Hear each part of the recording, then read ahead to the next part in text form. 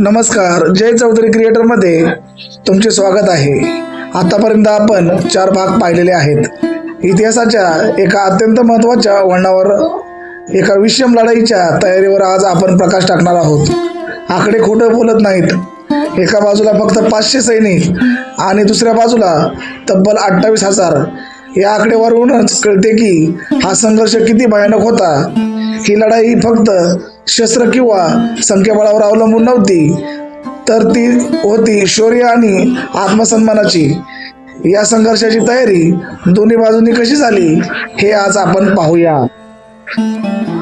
पेशव्यांचे बळ, तोफखाना आणि सेनापती। मराठा साम्राज्याचा डोलारा सांभाळणाऱ्या पेशव्यांकडे संख्याबळ खूप मोठे होते। त्यांची संख्या 28,000 सैन्य हीच त्यांची सर्वात मोठी ताकद होती। त्यांच्याजवळ भला मोठा आणि शक्तिशाली तोफखाना होता। या तोफा शत्रूला दूर ठेवण्यासाठी आणि मोठी हानी पोहोचवण्यासाठी अत्यंत महत्त्वाच्या मानल्या जात होत्या। या सैन्याचे नेतृत्व करणारे सेनापती गुणाजी पंडित आणि बापू गोखले हे अनुभवी आणि कुशल होते। त्यांच्याजवळ तलवार, भाले, बंदुका आणि तोफखान्यासारखी सर्व पारंपरिक शस्त्र होती। पेशव्यांना विश्वास होता की आपल्या मोठ्या सैन्यासमोर आणि तोफांच्या बळावर शत्रू टिकू शकणार नाही। ब्रिटिशांची तयारी, आत्मविश्वास हेच मोठे शस्त्र। या उलट ब्रिटिश सैन्याची संख्या फक्त 500 होती। त्यांचे सैन्यबळ पेशव्यांच्या तुलनेत खूपच कमी होते। त्यांच्याजवळ असलेल्या जुन्या मस्कट बंदुका आणि हलक्या तोफा या मराठ्यांच्या तोफखान्यापुढे कमी पडणाऱ्या होत्या। पण ब्रिटिशांकडे एक असे शस्त्र होते जे कोणत्याही तोफखान्यापेक्षा अधिक शक्तिशाली ठरले। तो म्हणजे सैनिकांचा अदम्य आत्मविश्वास आणि कडक शिस्त।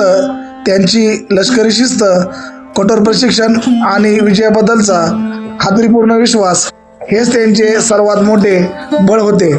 त्यांना खात्री होती की संख्या कमी असली तरी त्यांच्या शिस्तबद्ध आणि एकत्रित गोळीबारामुळे ते मोठ्या सैन्यांचा सामना करू शकतील।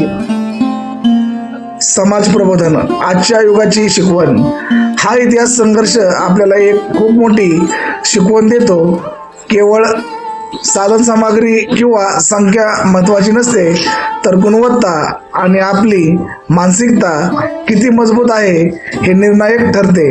मराठ्यांकडे शस्त्रे होती, पण ब्रिटिशांकडे होती एकजूट, अखंड शिस्त आणि दूरदृष्टीचे नियोजन।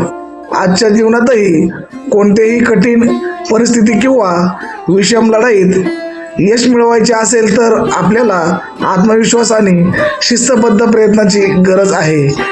हे आहे इतिहास आपल्या स्पष्टपणे दाखवून देतो। आजच्या चर्चेच्या निष्कर्षाकडे पोहोचताना शौर्याचा शेवटचा अध्याय।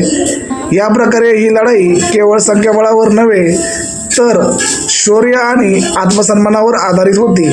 मराठा सैन्याला माहीत होते की ही त्यांच्या स्वातंत्र्याची शेवटची लढाई असू शकते।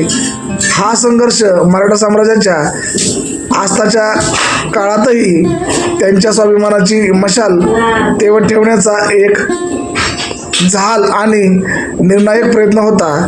या ऐतिहासिक संघर्षाचा अंतिम परिणाम काय झाला हे जाणून घेण्यासाठी पाहत रहा जय चौधरी क्रिएटर। धन्यवाद मित्रांनो, तुम्ही मला आतापर्यंत ऐकून घेतलं, मी आपला आभारी आहे। धन्यवाद, भेटूया पुढील भागात। अशाच प्रकारच्या नवनवीन गोष्टी पाहण्यासाठी आमच्या चॅनलला सबस्क्राईब करा। व्हिडिओ आवडल्यानंतर लाईक करा, कमेंट करा, शेअर करा।